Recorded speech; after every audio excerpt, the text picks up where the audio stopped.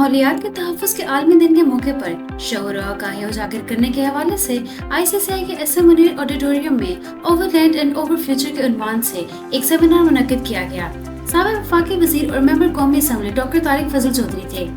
ICCI کے ممبران civil society, مختلف یونیورسٹیز، نسٹ، بحریہ، رفا، نمل، شفا تعمیر ملت، نیو ٹیک، سپیریئر گروپ کے طلبہ اور شہریوں کی بڑی تعداد نے شرکت کی۔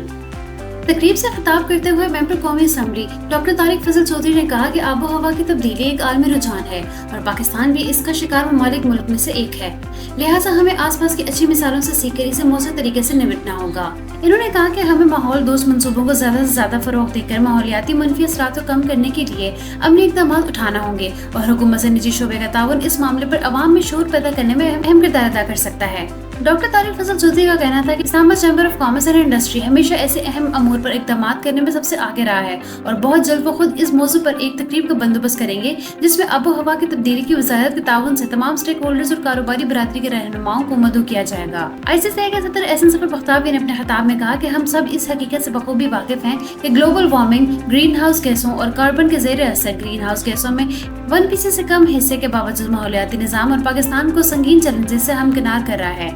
اسے گرمی کی لہروں، جنگل میں لگنے والی آگ، سیلاب اور اسموک وغیرہ کی شکل میں اپنا تباہ کن اثرات کا سامنا ہے۔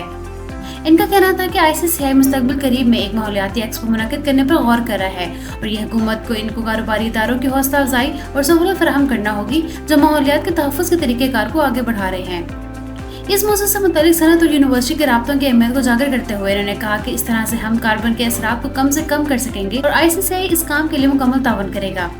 Secretary general united business group Zafar Bakhtiarvi نے کہا کہ پاکستان ہمارا فخر ہے اور ہمیں اسے ایک ترقی یافتہ اور خوشحال ملک بنانے کے لیے باہمی کوشش کرنا ہوگی اور ICCI سبز انقلاب کے لیے ایک ایکشن پلان دے گا اور اس مقصد کے لیے ایک تاریخی تقریب کا اہتمام کرے گا۔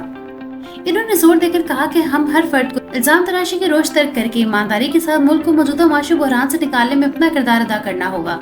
صدر آل پاکستان انجمن تاجران ازمن بلوچ نے کہا کہ ہر ایک معاملے کے لیے حکومت کی طرف دیکھنے کی بجائے ہمیں بطور ذمہ داری شہریوں کو اچھی کارکردگی کا مظاہرہ کرنا ہوگا اگر ہم واقعی اقوام عالم میں ایک قابل احترام ریاست کے طور پر رہنا چاہتے ہیں۔